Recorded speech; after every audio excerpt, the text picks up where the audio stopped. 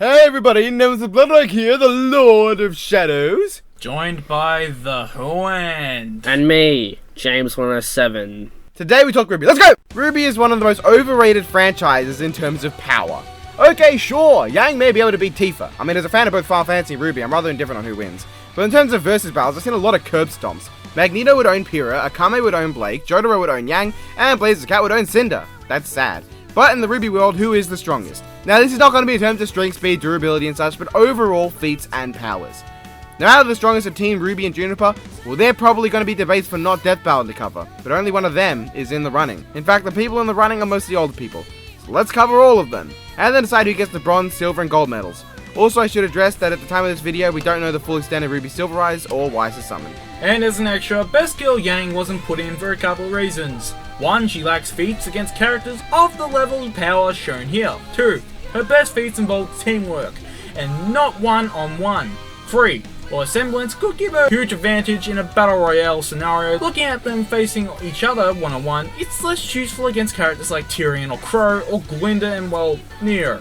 We really can't grasp the power she's got at this point in time. However, this will change if you show significant enough feats in Volume 5. That's assuming that she's even in it. Then we'll make an update stating her position here. Anyway, let's move along. So here are our candidates. Hailing from Volume 1, Glinda Goodwitch. Peter Port, Virginity. Cinder Fall, Pyrrha, Velvet Scarlatina, Penny Polendina, and Bartholomew Black. We aren't going to include odd spinners that seems like it'd be cheating, or Roman Torchic because, I mean, this happened. I'm going to shoot him, no, it's not going to do nothing! Ah! Hailing from Volume 2, James Ironwood, Mercury Black, Emerald Sustrite, Neapolitan, Raven Branwen, Adam Taurus, Volume 2 is his first appearance in the series itself, and the White Fang Lieutenant. Hailing from Volume 3, Chrome Branwen, Winter Schnee, and Amber. I'm not going to include Salem because we haven't seen anything yet. And hailing from Volume 4, Tyrion Kalos. So without further ado, I'm Nemesis Bloodrock. I'm the Huan. And I'm James 107. Let's take a look. But first, let's go for a very quick fire segment on characters that might be curious about that didn't make it in. Nora, durability wasn't enough. Her only true fight wasn't in the tournament, was basically when she failed a lot. Ren has only been in 2 fights where he did anything, and all the others he was totally useless. Don? No. RWBY, too inexperienced. Weiss and Blake, haven't seen full post-time skip potential. Wireframe Brothers have seen literally nothing. No. Son, no. Yatsuhashi and Koko. Yatsuhashi lost his only one-on-one character fight, and Mercury dominated both of them, meaning they had no chance if he didn't. Ilya just didn't have enough worth adding. Taiyang has even less to input in terms of actual combats. Neptune, no. Other members of Team Sun, did they even do anything? Fuck them. Marcus Black, Lionheart, and other subordinates to Salem, they do jack shit. Junior, he lost to Yang rather embarrassingly. Sam with Melanie and Milsha. Ola Grimm, no. And finally Rerun isn't a huntsman and as such has no chance. And finally English, both Huan and James can't speak it. Anyway, let's go. Firstly, we'll take a look at our beacon staff. Glinda Goodwitch, Peter Port, and Bartholomew Black. Excuse me. Virginity. Glinda Goodwitch displays her power almost immediately. While her main semblance is telekinesis, she has displayed a wide variety of abilities. She is capable of manipulating this kind of unique purple energy that certainly isn't telekinesis. With this, she can create incredibly durable shields and some kind of energy attack that is strong enough to knock around a bullhead. She can fire what looks like a similar effect to Yang's dust rockets from her crop that seemingly channel through her aura. It creates a storm cloud that can further rain crystals capable of stabbing into said bulkhead. Her main ability though is telekinesis as stated. Telekinesis that allows her to easily move both a large amount of glass, that she can move with extreme precision, repair entire cafeterias and broken furniture that should be physically impossible to repair, and even move massive chunks of broken concrete and melt them together. She battles Cinder Fall to a standstill, with her dominating most of the fight, and most likely would have been able to pull the bullhead down had she not had to focus on the well-being of Ruby Rose. Glinda is also seen to be quite intelligent, and has only ever been exhausted once, and of course is mentioned as having been integral to the efforts of repairing Beacon. Glinda certainly has shown her fair awesome feats, but can she stack up? Let's find out. Our world is experiencing an incredible time of peace, and as future huntsmen and huntresses, it is your duty to uphold it. You have demonstrated the courage needed for such a task, and now it is our turn to provide you with the knowledge and the training to protect our world. A proper virgin. Watch RWBY Bridge to Volume 6 for that. No. See episode. Episode 6 for that, but whatever. Peter Port is one of those lesser shown characters that people underestimate. While he is not shown the amount of feats as Glinda, one can hardly deny his abilities. His weapon is an axe blunderbuss. It can fire a massive fireball and is quite capable of slicing through metal. He has a deep understanding on Grimm and can even capture them, something quite difficult to do. He also managed to clear out a whole arena of Griffin Grimm with Buffalo. Black. Bartholomew Oblique. Yes, I totally said that correctly. Sadly though, aside from the obvious thing that he's a huntsman, he's rarely shown many feats of combat. His partner though, well, he's a different story. That's preposterous.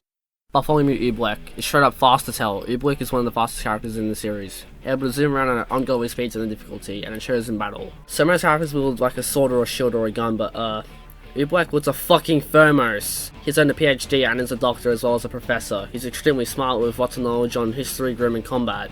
He constantly displays a calm demeanor, even when dealing with Grimm, unless for comedic effect, and when he does battle well, damn.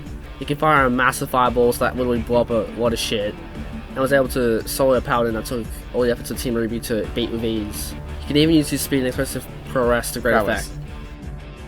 Knowing anything that gets in his way, he even cleared out an arena of Grimm with Paul as stated before, and even managed to turn his way into a weapon. So why?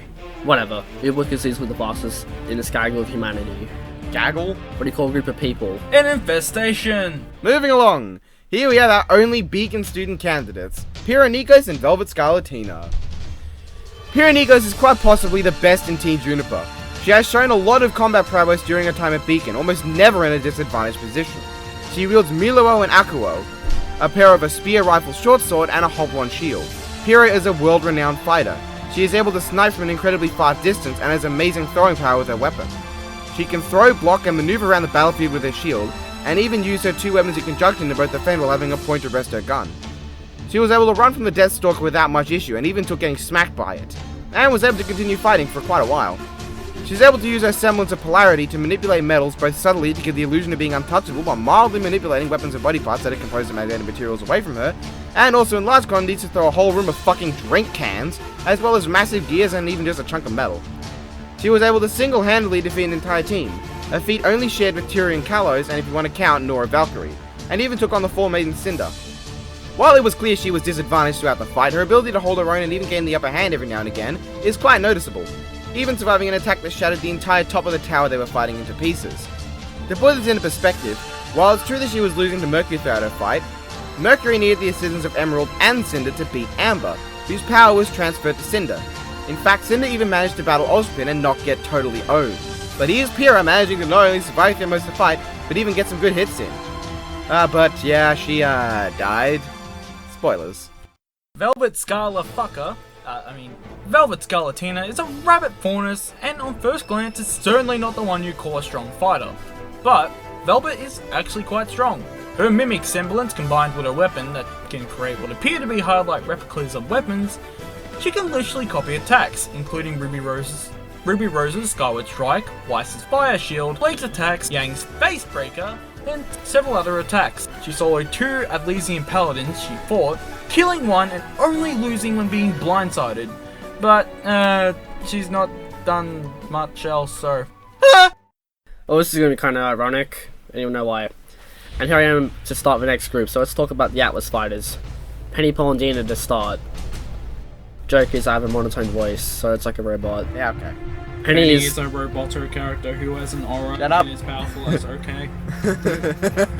She uses a series of blades connected with wires that can seemingly defy physics and cut through a lot of stuff. She's strong enough to drag a giant bullhead down and even slam it into the ground and use a special beam cannon to cut clean through the bullhead. She held her own against Pyra and took on Russell, Thrush, and Skylark all on her own. She was however killed, but this was a result of Pyra using her semblance too far. This does mean that, however, she has a huge weakness to Pyra, but has strength and ability to overcome this, well, I don't know. Then there's James Ironwood. Ironwood is quite strong, literally. Due to his half-cybernetic body, he can effortlessly block and overpower a massive alpha Beowulf and killed it all on his own. He wields a symbol gun that's pretty strong. He survived being in an exploding and crashing ship and kept on fighting. Sadly, we haven't seen much of his capabilities, prepare to hear that quite a bit. Finally, we go on to Winter Sneed. Winter has been in only one fight, but in it she displays a wide variety of capabilities. She can Mario jump and somehow glide, wields a sword with a little teeny sword add-on, and can take strong hits. She has incredible maneuverability and incredible strength. Yay! She was able to hold her own against an old and professional huntsman for some time, even though he was most likely holding back, and was able to use her semblance to great effect. Also, Crow was drunk. Her immense speed is shown early on, and her semblance enhances that. She seemed to have some kind of specifically strong attack that we never get to see connect, and can summon both a direwolf and a flock of small nevermores. Be a Beowulf. Who knows what her true abilities are? Well, not us. But what we have seen is not something to shake a long stick at. Now onto the Branwens. Raven and Crow. Raven Branwen has shown very few abilities, but it's worth noting here. She stuck fear into the heart of Neo, and is apparently the leader of the whole tribe now as a telescopic sword. She can also teleport with portals all Vector Prime-like, but that's about it. Crow Branwen has shown a lot more. He's got incredible strength, smashing through concrete and cutting through pillars with ease. He's fast enough to keep up with Tyrion, who even eclipsed Nora and RWBY, and can even deck the fucker. He's tough enough to take a lot of hits, even after being poisoned. He survived throughout a whole volume. His semblance brings bad luck to everyone, and we can see that influence Tyrion throughout their fight. And while everyone so far has been skilled, Crow is really something. He is incredibly skilled, showing a wide variety of swordplay, fistplay, and parkour skills when against Tyrion. The whole fight he showed massive speed, and his strikes are able to cut apart buildings pretty far away. He can even fight without his weapon, even when having a disadvantage in the amount of limbs he has, and can transform and shoot his weapon on the fly. Throughout, he constantly has a slightly comedic and joking demeanor when fighting, hinting that even here he may be holding back just a little. It's even inferable that Tyrion's poisonous tail is what brought his aura down so fast. He only loses because of RWBY's interference, and would have most likely have won this fight. But just look at his clash with Winter. It's clear he's taking it as a joke, and the stuff he pulls off here is nothing short of impressive. It's also worth noting that Crow was killing an entire horde of Grimm from behind the scenes, as noted by Ranger's comments on not encountering a single Grimm, but still managed to take on Tyrion. All this just proves that against Crow, you should never let down your guard. Because he's drunk! Yeah, I started a new bunch, but let's talk about the White Fang assholes! Anyways, Adam Taurus is incredibly strong. He's shown this despite being in literally one full fight and one massacre. There's a big difference there. He can fight alongside Blake, sometimes even outspeeding her, and take on anything in his way. His weapon, Wilton Blush, which sounds like an awkward sex couple, Position. yes, include a shotgun sheath and a long katana-like blade. He can absorb dust energy with his sword, and use a semblance called Moon Slice. He has both managed to completely disintegrate a massive robot and cut off Yang's arm with ease. He defeated Blake with absolute ease and annihilated Yang in the biggest curb stomp fight, which was shorter than a 1 second punch out. That's sad. Literally, one attack! So even though that's about it, it's hard to underestimate Adam Taurus. Fuck this red writing. The White Fang Lieutenant is strong, able to wire with ease and take a shit ton of her attacks strong, but that's all he has, so yeah. Well, now let's go on to our last bunch. Villains. Good villains are strong. Let's see how they stack up. Cinder Fall is incredibly powerful. She can shoot fire, block freaking sniper shots with her palms, and cause huge flaming explosions, literally everywhere. She can summon exploding circles through the ground, and seeing as she wields the powers of Amber, possibly has all of Amber's maiden powers, which we can go into at her turn. Cinder can create and use glass as a weapon, wields a pair of swords that turn into bows, both ones she can summon and ones she just has. She can shoot big boom arrows, and held her own against Ozpin. She had a huge advantage against Pyrrha, hitting her with a boatload of attacks. Her physical strength is best exemplified in her breaking of Pyrrha's Milo, and she can also shoot arrows that do that. Okay. She can also tank being slammed around by giant gears and chunks of metal. Her only actual display of fear was RWBY's Silver Eye's ass pull, further emphasizing her immense power. But is she better than her subordinates? Mercury Black is a dick. Damn. I'm just kidding. Is a badass. Simple as that. He beat up Coco Adele and Yasuhashi Daiichi with ease, having literally no problem soloing the two of them, and literally even taking down Yasuhashi one-on-one. He also stopped this. What the fuck? How? Metal legs that can seemingly block off fire and shoot air. Both in a large whirlwind that crashes down and a storm of attacks. He's fast enough to pop behind Coco and Yasuhashi in moments, strong enough to overpower Pyrrha, and tough enough to take a storm of Yang's punches. He can also tag Ruby Rose, but we've never seen him in a serious fight, so it's hard to pin his maximum potential based on what we have witnessed, and what we can infer. Infer. Also, he killed his dad, a well-known assassin. But he only appeared in one episode, briefly. But whatever, and he was dead. Mercury was actually in a serious fight, I know, but he was having no chance against Amber alone. So, yeah. Emerald's Sastrai is pretty strong, but there's not much physically that's too impressive. She's fast, her weapons have extreme reach chain-wise, and she's solid Coco Adele. She's strong enough to fly Coco across the air and she's fast, but the reason she's here is her semblance. She's able to manipulate minds and this can help her very much in a one-on-one fight, but she hasn't fought enough that much. Neapolitan is amazing, and if you don't think so, then I'll break you. The fuck? Neapolitan is quite strong, able to easily annihilate Yang in one of the most one-sided fights in RWBY, able to create glass illusions, teleports, and change her clothes just like that. Also, she's like the hottest character in RWBY. A double fuck? And she's also pretty fucking skilled, beating Yang and RWBY with ease, only losing against the latter because of total bullshit.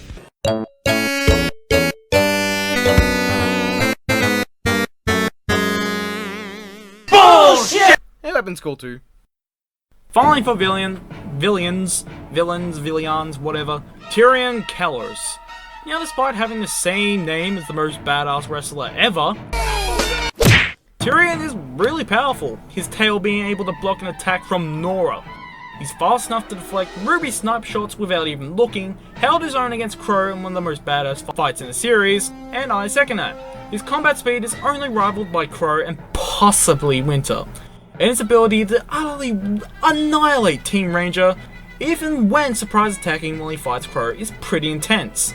The guy's tail is also quite useful. A shining force, a shining example of what some will never have. Oh. Well, okay, that's better. He was able to block Nora, Ruby, disarm Crow, and drag the guy through a building with it. It's also poisonous, and does a number of on aura. He even, albeit briefly, held off Ruby and Crow simultaneously, although his tail was cut off. Bummer. But it matters not because that made him stronger. And now he has the power of the best line in RWBY. Oh, bitch! Brilliant. You're bitch! Simply stunning. Now Amber is the Fall Maiden and obviously insanely strong. She can control weather, summon lightning, control wind, leaves into weapons, blast glass into dust, block dust from her hands, and going Fall Maiden in her very presence. She took on and nearly defeated Cinder, Emerald, and Mercury, taking several insane hits throughout. In fact, had she gone to attack Cinder at this point of the fight, she may have actually won. This combined with her young appearance may hint to not being fully adult though. Not as great evidence as Korra just outright saying that she's inexperienced, but yeah. Oh, and the weapon is a big stick, so that's cool. Amber's pretty strong overall, so no shit to her apart from the shit of her dying. Now that we've got all of the characters analysed, who are the best? First we should eliminate some, right? Right? Yeah. Easiest to eliminate first. Sorry. Are Mercury Black, Emerald Sastrai, and the Apollyon straight up. While they have impressive feats, they really don't stack up to the others. Aw, do we really have to eliminate Neo? Yes. And on principle, Lauren Raven, the White Fang Lieutenant, and Peter Port. They just don't have enough evidence in their corners to support them. Oh, do we have to eliminate the Virgin? Yes. Virginity! Also, James Ironwood, Adam, you guys really don't have enough to make you seem any special compared to the others. Eliminating all Volume 2 combatants. The next to get rid of is Winter Snee. While she did hold her own against Crow, he was seemingly holding back throughout the whole fight, putting her lower than both him and Tyrion, so obviously she's not the best. Plus he was drunk. Following that, Amber, well, she's dead. Cinder has all the same power, but Cinder held her own against you without the maiden power. Also, she's done more and held her own against Ozpin. Also, Amber's actually stated as being experienced by Crow, so yeah. Bartholomew Black is sadly just not good enough to you. He's done more than his partner for sure, but he seriously hasn't done enough. And sorry to Penny, but considering the fact that Piri is here, you are so fucked. Speaking of which, while Pyrrha can hold her own against Cinder, this is an outlier compared to what else she's done. Outlier. And in those other fights, she just doesn't compare to a proper huntsman. Not even counting the fact that she died. And also Velvet, she got one shot when the thing hit her, so No, she's just not here either. This leaves Glinda Good Witch, Cinder Fall, Crow Branwen, and Tyrion Kellos. So, who out of them can be taken away? Well, I think first off, Glinda. What? Bullshit. No, it makes perfect sense. In the first episode, she fights Cinder to a standstill. She and Cinder were somewhat evenly matched for the most part, but Cinder's massive power boost more likely puts her above Glinda, who wouldn't have improved by much. Also, it's not known how durable Glinda is, so it's possible that she could have been easy to take out. Then it goes tits up for Cinder, because while she supposedly took out Ozpin, this wouldn't make canonical sense with the strength we've seen. Also, it's not known if she actually did defeat him or if he did something else during that white flash. If it turns out she did beat him, then yes, she's the strongest, just throwing that out there. But for now, she's just not good enough, especially because Amber wasn't exactly an experienced maiden, so beating her isn't as awesome as it seems. Also, Cinder is a novice with her maiden powers, so while she potentially could beat Glinda as both specialized in long-range combat and Cinder has Glinda beat there, Cinder's physical melee skills just don't compare enough to the other two, who have plenty of speed and agility feats and moments that support the idea that they were able to get close and kick her ass. So, what a shock!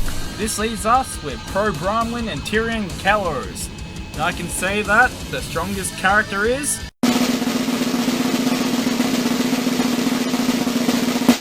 Swai! Fuck off! It's Crow. Swai! No. Swai! No. Swai! No.